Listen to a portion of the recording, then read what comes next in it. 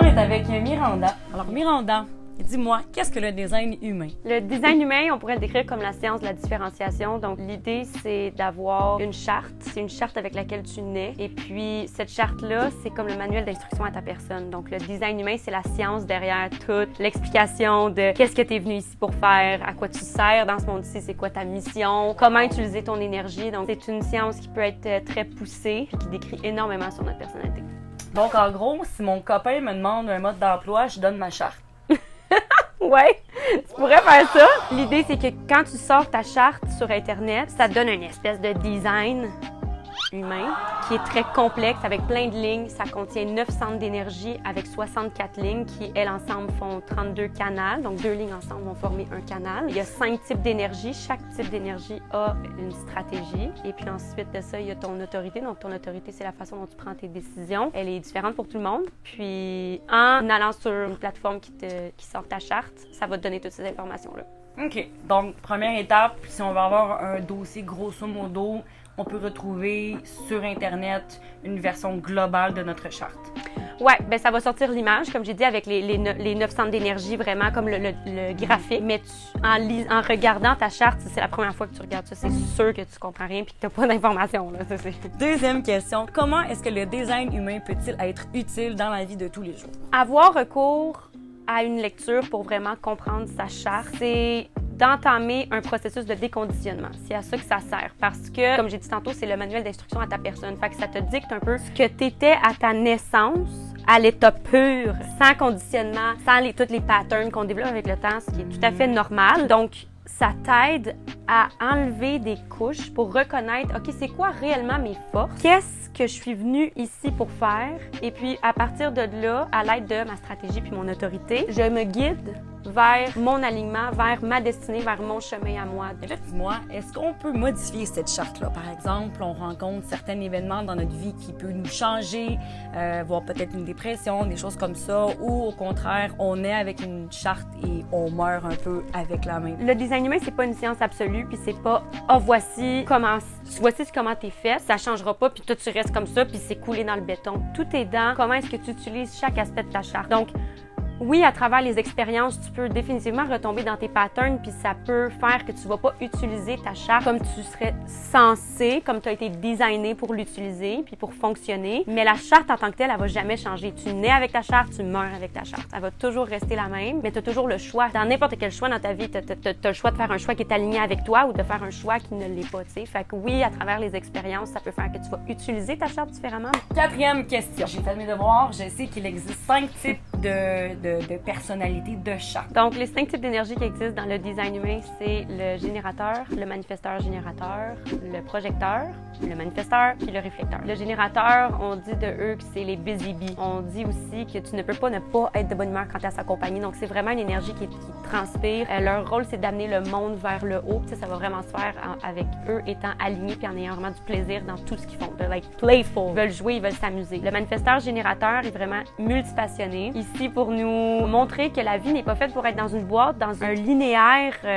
une image de ce qu'on avait déjà créé. Puis ça va vraiment se faire par lui qui passe par plusieurs chemins pour se rendre à cette destination puis qui va probablement souvent changer d'idée. Je suis manifesteur-générateur, je confirme.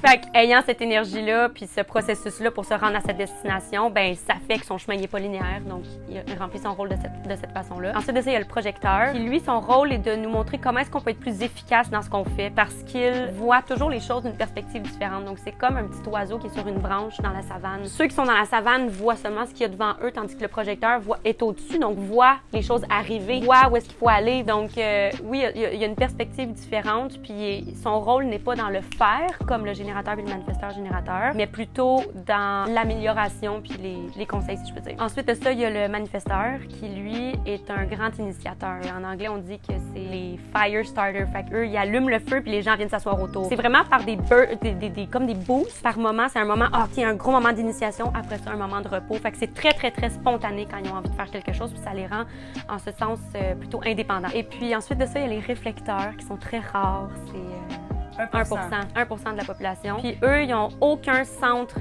d'énergie de défini. Donc, comme j'en ai parlé tantôt, il y a 9 centres d'énergie dans le design humain. Puis lorsque le centre d'énergie est défini, donc qui est coloré, ça veut dire qu'il est fermé Donc, ça veut dire que la personne génère par elle-même ce qu'il y a dans ce centre d'énergie-là. Tandis que lorsqu'il est ouvert, c'est que la personne va l'absorber de l'extérieur. Donc, le réflecteur a aucun centre d'énergie de défini, ce qui fait qu'il absorbe constamment et en absorbant, il reflète. Donc, les environnements, c'est très, très, très important pour les réflecteurs parce qu'ils vont constamment refléter notre vraie image. Ils sont vraiment ici pour nous montrer qui on est réellement. Là, on en parle et tout. Question spontanée qui m'arrive.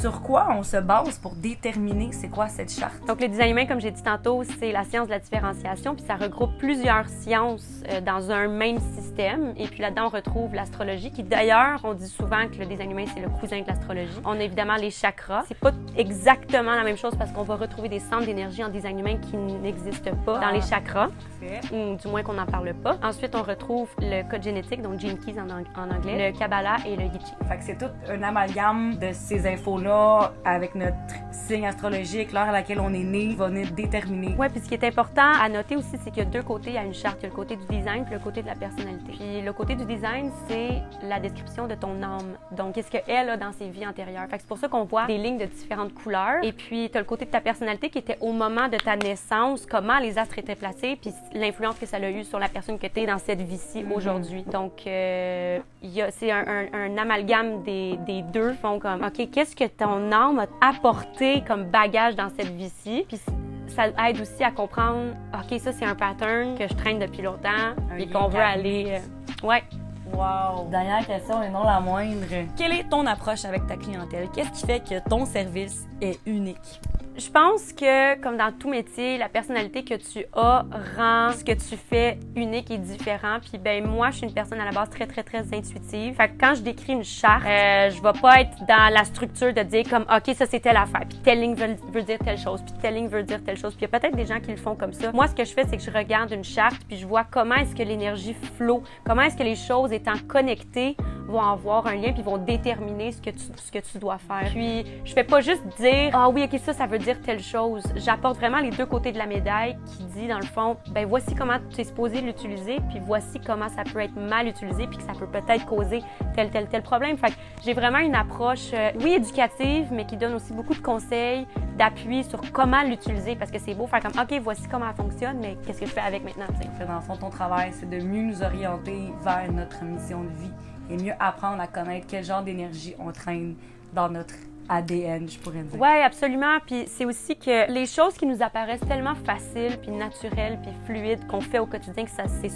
peut être aussi simple que l'habileté de prendre soin de quelqu'un, l'habileté de reconnaître qu'est-ce que quelqu'un a besoin, une habileté pour dire aux gens quoi faire et comment faire, une habileté pour...